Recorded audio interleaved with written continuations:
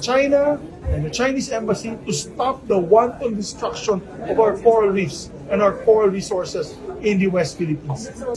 So definitely, if they're sabotaging our natural resources, and because of that, they're also sabotaging our ability to feed our people. Dahil mawawala na pong isda itong mga lugar na ito. Talagang nakakainis. Wala po akong masasabi kundi nakakainis talaga. And I hope that we can provide in this budget, we can provide more ships, more patrol boats, para sa ganun ay mailagay po natin yung ating Coast Guard at ating Navy sa mga lugar na ito para palayasin itong mga maritime militia ng China. That we're going to add a budget, almost 600 million, and we agreed to it already. We already spoke to Senator Sani Angara, 600 million to build marine stations, marine ranger stations sa iba't ibang sulok ng Pilipinas. Kasama na po ang West Philippine Sea. Mukhang sumusobra na yata itong mga kalaban natin dito sa West Philippine Sea. Masyadong agresibo, pati yung ating mga coral reefs ay inuhubaran na nila. At nakakaawa na itong ating mga kababayan. Lagi lang tayo nagmamakaawa sa kanila na wala naman nangyayari. So we have to consolidate our allies para minsan nag-consolidate na tayo. I mean, nag-warning na, di ba? Medyo umiwas-iwas itong mga Chinese vessels nung nagkaroon ulit tayo ng resupply mission. Hindi na sila binuli.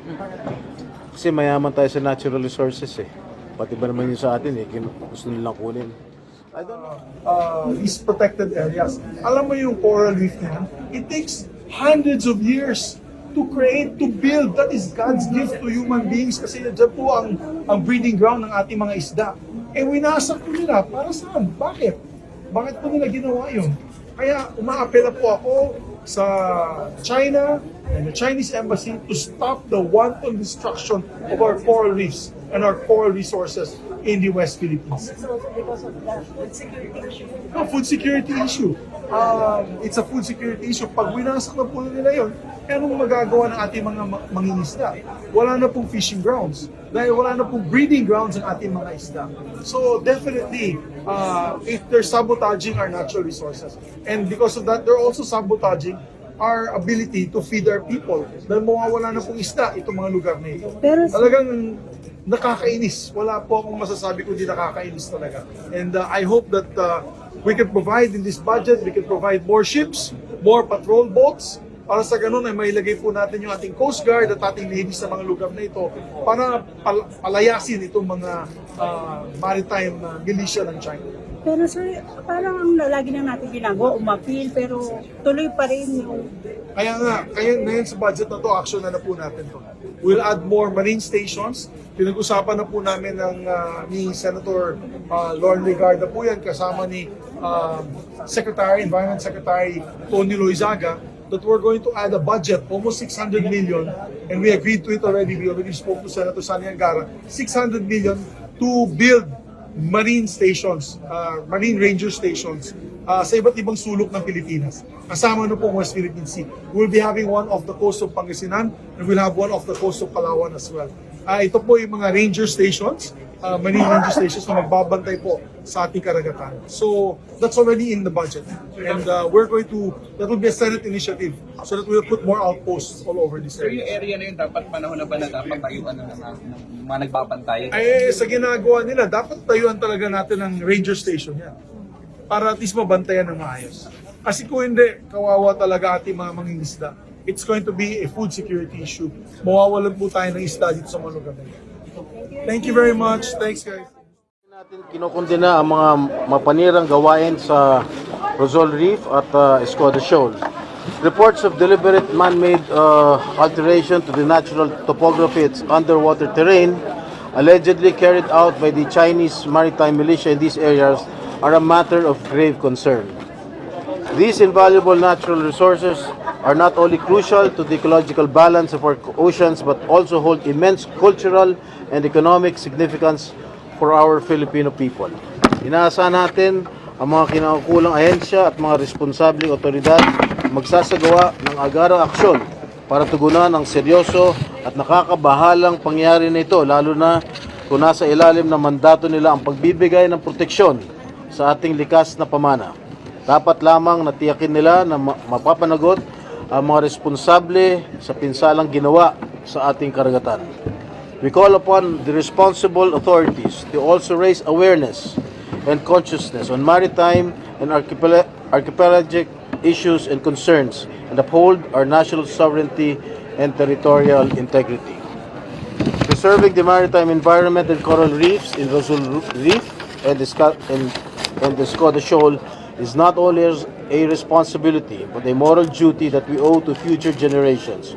We must work collectively to safeguard these invaluable natural resources, promote sustainable practices, and seek peaceful resolutions to conflicts that threaten our shared ecosystems. And we stand in solidarity with the Filipino people, environmental advocates, and concerned citizens in their efforts to protect and preserve the West Philippine Sea's marine environment. Mukhang sumusobra na yata itong mga kalaban natin dito sa West Philippine Sea. Masyadong agresibo, pati yung ating mga coral reefs ay inuhubaran na nila. At nakakaawa na itong ating mga kababayan. Lagi lang tayo nagmamakaawa sa kanila na wala naman nangyayari. And I think it's about time that we have to take action on this. And what action are we talking about? Well, it depends on the authorities. We in the legislature have already done our part. Pasa na kami ng resolution. We can only do so much. Sir, dapat mag-claim ng damage yung ating Well, that has to be taken up. It is up to our executive branch of government to determine what actions we should take. Sir, can you explain to us ano yung significance nito activity to be? Ito, sir, yung activity to be. Well, it's just a presentation of NAMRIA. Maganda nga yung kanilang mga pinapakita, and they explained to us senators kung ano yung mga significance. Maybe sino yung NAMRIA dito? Maybe you can explain the significance of the presentation right now. This month is the Maritime Awareness Month. So this is basically the significance of this event being orchestrated by Senator Estrada. Sir, this is also to drumbeat awareness and support about our ownership of the West Philippine Seas. That's also given the presence of these maps around. We can say that. Well, siguro, nagkataon lang na nagkaroon tayo ng problema rito. May bagong problema na naman tayo dito sa Rozul Reef and sa Escoda Shoal na nagkaroon lang ng presentation ng RIA. Okay? Hindi po siya nakakasawa. Diplomatic protest na. Nakakalungkot. Di nakakasawa, nakakalungkot dahil hindi na-actionan. It's just parang pag nagpa-file tayo ng diplomatic protest, almost every month, every 3 months, every 2 months, nagiging piece of paper na lang. Hanggang doon lang tayo. Sabi mo, we cannot fight China. How can we? Sir, what does it say kung makapanita sila pag dumadaan for resupply mission, ganun na lang? Pero sila pala nag-harvest That's why we have ng to coral. consult with our allies, neighboring allies. Time and again, we share the same opinion. I share with the same opinions with my fellow senators. We have to consult with our neighboring allies. Not only our neighboring allies of the ASEAN, even as far as the United States, Australia, New Zealand. Ayun yung mga gustong tumulong sa atin. Pati yung mga ibang European countries, member of the EU, gustong tumulong sa atin. So we have to consolidate our allies para minsan nag-consolidate na tayo. I mean, nag-warning na, di ba? Medyo umiwas-iwas itong mga Chinese vessels nung nagkaroon ulit tayo ng resupply mission. Hindi na sila binuli. Sir, as Chairman ng Committee on National Defense, wala kayong plan parang consultation sa mga security. Well, meron, but we'll not do it in public. We cannot do that in public. Sir, kanina sinabi ng PCO na Presidential Communication Office. Sir, ipaprioritize nila yung campaign against fake news. And then, pupunta na sila sa schools. Dapat ba i-prioritize din yung issue ng West Philippine Sea, yung territorial areas, territorial rights natin? Kasi marami na rin disinformation. Yes, kanina kasasabi lang ni SP na pati yung sa Baho de Masinloc nag-invade na rin tong mga Chinese vessels. And this is a matter of grave concern. We have to study it further at bigyan ng kaukulang aksyon dahil pati this is already a creeping invasion ng mga Chinese vessels. Pati ba naman sa Baho de Masinloc atin yun.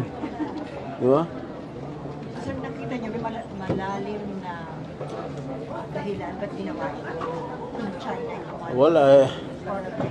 Kasi mayaman tayo sa natural resources eh. Pati ba naman yun sa atin eh, gusto nilang kunin. I don't know the reason behind it. We are all at a loss. No? I don't know pati yung sa economic zone natin eh pinapenetrate na nila. Sir, I know you said na you are leaving it up to the executive, pero ano sir sa tingin niyo yung strongest option in response to this? Itong latest incident? I cannot provide you an answer for it, but dito sa amin, we've done our part at panay diplomatic protest na nga ang hanggang doon lang tayo, not verbal, diplomatic protest.